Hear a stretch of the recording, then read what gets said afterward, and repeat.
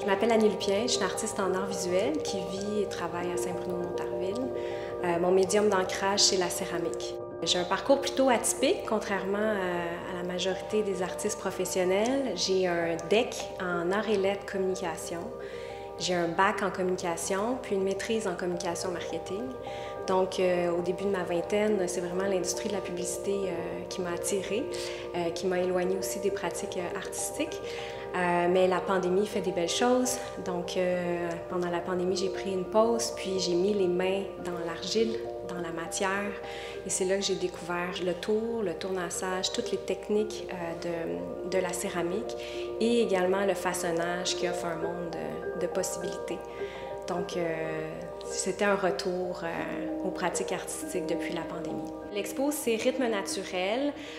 C'est un projet qui est inspiré du mouvement Slow Living, qui est en fait et qui offre un espace de réflexion pour les visiteurs sur la façon dont on habite le monde. Ralentir le rythme, mais aussi rester en mouvement. Ralentir parce que la société va tellement vite.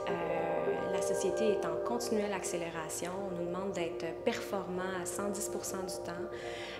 On est submergé par la consommation instantanée aussi.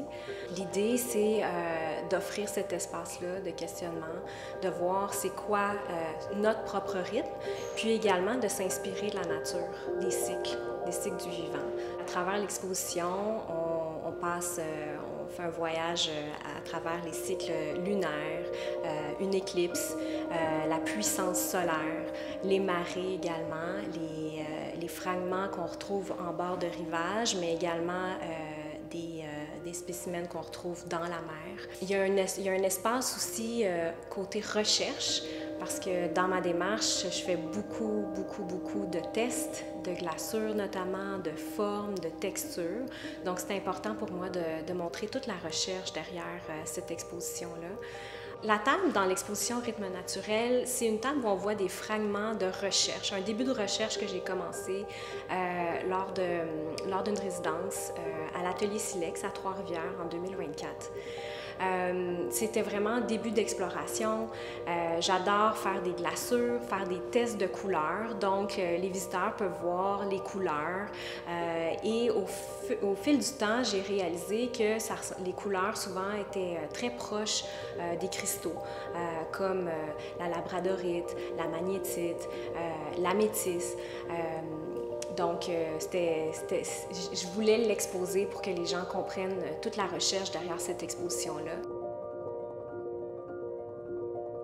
Une chose aussi dans l'exposition que les visiteurs vont remarquer, c'est vraiment l'exploration. Moi, j'aime beaucoup explorer et je fais une expérimentation en temps réel. Avec une eau saline, j'ai trempé une plume de grains ronds en céramique et la cristallisation se fait en temps réel. Donc, je l'ai commencé au début de l'exposition. Dans 6 semaines, on va voir qu'est-ce que ça va avoir l'air. Puis voilà, le résultat, c'est vraiment un processus de lâcher prise, de patience, de lenteur, puis à la fin, on voit le résultat.